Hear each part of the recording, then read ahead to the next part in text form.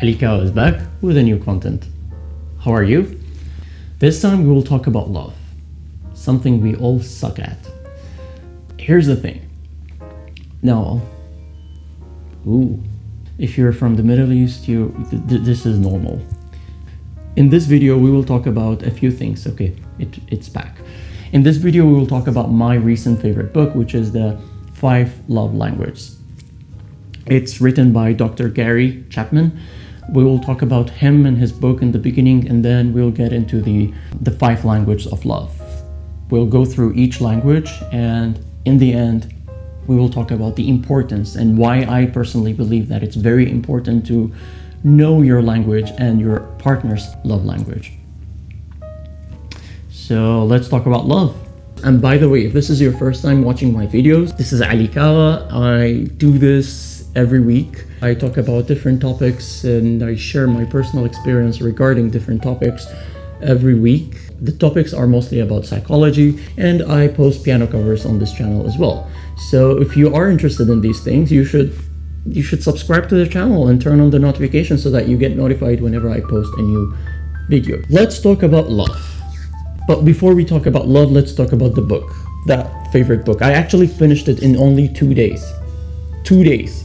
First, because it's very easy to comprehend, and it's very interesting because it talks about real life relationship stories. If you are someone who has failed in relationships many times, or if you have never been in one, this book is for you. And this video is, this is for you. Watch this till the end. This might change your life.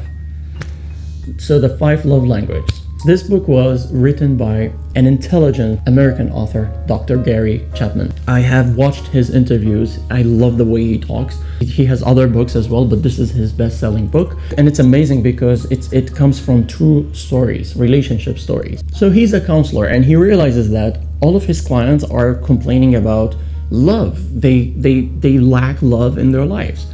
So he starts asking his clients what makes them think that they don't feel loved. I have personally been there, and I'm pretty sure you have been in many relationships where you feel like your feelings are not reciprocal. You feel like you're only giving and you're not receiving anything back from them. And he explains it very well in that book. So when he asked his client what makes them think that they don't feel loved, their answers fell into 5 categories, and he named them the 5 languages of love. So he didn't come up with a language, it came from real life stories. These are our language, this is my language and yours as well. And we have all been there, you know? Let's talk about each love language. The first love language, which is my love language, is words of affirmation. Now, what is words of affirmation? By the way, if you're still watching the video until now, you're a great person, thank you very much, I love you. That was a great example of words of affirmation. If you appreciate someone, you say it. You tell them that you appreciate them. When I hear whatever they feel, it makes me feel great. It makes me love them even more. That's how strong words are for me. I value the words that I hear and I also say. And then the second love language is act of service. It's basically supporting your loved ones. There is this great quote from Dr. Gary. He says, if I had known my wife sees me sexier when I take out the trash, I would have been doing that twice a day. It's that simple. Taking out the garbage for those whose love language is act of service makes them feel loved. He says, it didn't matter how many times I tell her that I appreciate you, if I'm not supporting her, if I'm not helping her out with the smallest things. And the third love language is giving gifts.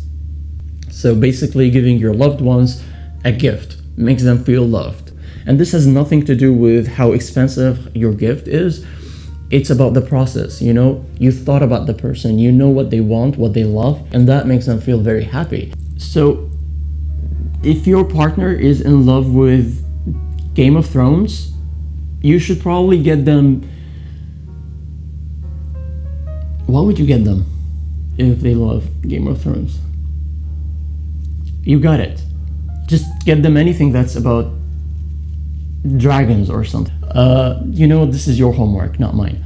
And then the 4th love language is quality time. You see, even if you make all the things that we mentioned earlier, but if you're not spending your lunch break, for example, with them, they don't feel loved. You don't go out with them, and that's when they feel like they are losing you. Now, to you, if your love language is giving gifts, this doesn't make sense. You got your gift, and they're still sad. Why? I don't get it. That's the problem. You don't know their love language. They don't care about your gift. They do, but it doesn't show them how much you love them. They're more about quality time, spending more time with you. And then the last love language, which is the fifth love language, how do I say this? It's the physical touch. Now, this is not about what you think what it is about. It's not. Maybe it is, but it's not. This is about translating your feelings into a physical touch, like a hug, for example. I'm pretty sure you have those friends, and you might be one of them right now. So if you want to show grief to someone you love, you hug them. You're touchy. Now, we talked about the 5 languages of love, and let's say that you recognize your love language as well. Why is this important? Now, let me tell you why I believe it's very important to know your love language. In one of Dr. Gary's interviews, he mentions that one of his clients who was 47 years old, 47 years old, he had complained about how his parents never loved him. He's 47 years old and he still feels like he's still seeking for help because he did not feel loved when he was a kid. This is a great and very sad example of how impactful love language can be. I mean, he didn't feel loved. He obviously didn't feel loved. He thought that his parents loved his siblings more. And because he didn't feel loved when he was a kid from his parents, when he grew up, he probably didn't know how to show his love to his teacher, his friends. He just didn't know how to communicate his love because he didn't feel connected with his parents when he needed them, when he was a kid. And this doesn't only talk about the power of love language, it talks about parenting as well.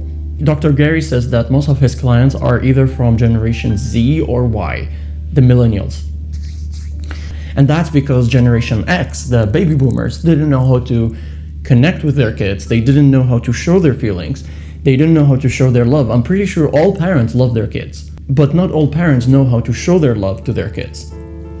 They show it, but in their own language, not in the kids' love language, not in the wife's love language, because it's not only about showing your love to your kids, it's about showing your love to your spouse in front of your kids. So it's very impactful, and it's very sad because I'm pretty sure most of you did not feel loved when you were a kid. They probably compared you with your cousins who are doing better at school. If you didn't feel loved by your parents when you were a kid, how on earth can you express your feelings to your partner when you're a grown-up? You can't, because A, you didn't learn how to connect with your parents, you didn't know how to connect with someone you love, and B, you might find it embarrassing to show your love to someone. It affects your masculinity, doesn't it? It hurts, it's embarrassing. You feel embarrassed when you show your love. But you know what, this is not your mistake. You didn't feel loved when you were a kid. And if you think about it, this is probably why none of the things we wanted to last forever lasted long. Actually, none of the forevers last long. Yeah, maybe you can quote me on that. None of the forevers lasted long because we didn't know how to communicate our feelings with people. We didn't know how to make them feel loved. We didn't feel loved.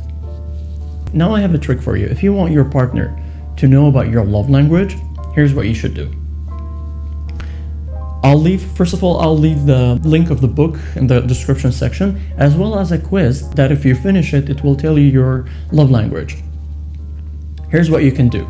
Once you're done with the quiz and you find out your love language, write it down in the comment section below, and then share this video on whatever platform you prefer or whatever platform your lover is on. If he's your lover, he should be probably following you everywhere. If he's not, then it's not the one. Just move on, find someone else. Share it there so that when they see it, they will read your comment that was not for them, it was for me. But if they watch the video until the end, they know about the trick. You know what, this is very obvious. I just want you to support the channel. Just write down comments and just share the video with your friends. And let me know what your love language is. If you're still watching until now, I really appreciate it. Thank you very much. You're helping my channel grow. And this time I'm not gonna say anything in the end of the video. I'm not gonna talk, although it's very difficult for me not to talk, because that's why I am a YouTuber in the first place. YouTubers are very talkative. Like, we can't stop talking.